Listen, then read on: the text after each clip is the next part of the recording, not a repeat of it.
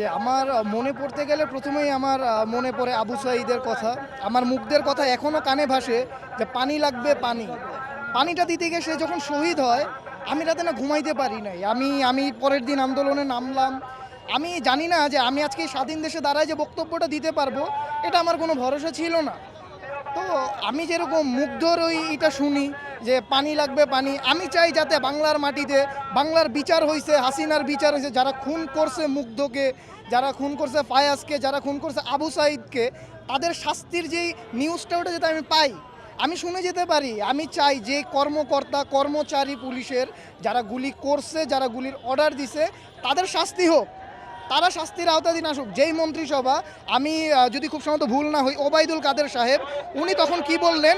উনি বললেন যে ঢাকা বিশ্ববিদ্যালয়ের শিক্ষার্থীদের সামাল দেওয়ার জন্য আমাদের ছাত্রলীগই যথেষ্ট। ছাত্রলীগ আমাদের উপর কী নির্যাতনটা করছে এটা আমরা জানি। আমরা আজকে একটা স্বাধীন দেশে দ্বারা কথা বলতে পারতেছি, এটা আমাদের কাছে মানে বলতে হবে যে আবরার যে শিক্ষার্থীরা ছিল ছাত্রলীগ, তাদের এভাবে মাইরা পিটায় মারছে, এই স্বাধীনতা তাদের ছিল না। আমাদের দেশ স্বাধীন হয়েছে, এইটার থেকে সবচেয়ে বড় পাওয়া আমরা একটা স্বৈরাচারী যে সরকার, তার থেকে মুক্তি পাইছে। আর এর থেকে বড় পাওয়া হবে যখন শেখ হাসিনার শাস্তি হবে, যখন আসাদুজ্জামান কামালের শাস্তি হবে, যখন ওবায়দুল কাদেরের শাস্তি হবে, যখন যেই পুলিশ কর্মকর্তা কর্মচারীরা আমাদেরকে জিম্মি করে রাখছে, আমরা কিছু বলতে পারি না। আপনাদের জার্নালিস্টরা যারা আপনারা অরিজিনাল নিউজগুলো আমাদেরকে দিতে পারেন নাই, প্রচার করতে পারেন নাই, এই স্বাধীনতাটার জন্য আমরা এখানে আসছি বিচার চাওয়ার জন্য।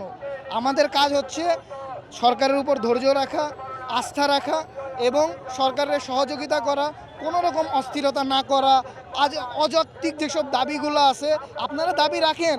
এই 15 বছর আপনারা কিছু বলতে পারেন নাই, অবশ্যই আপনাদের দাবি আছে, কিন্তু সরকারকে পর্যাপ্ত পরিমাণ সময় দিতে হবে। আপনারা লিখিতভাবে দিয়ে দেন, আমাদের এই স্বাধীনতাটা যাতে কোনোভাবে বিফলে না যায়।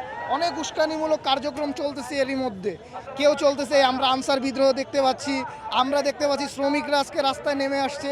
এই কাজগুলো যাতে আপনারা করেন না। আপনাদের যত সব দাবি আছে আপনারা দেন, আমাদের কাছে দেন, আপনারা লিখিত দেন।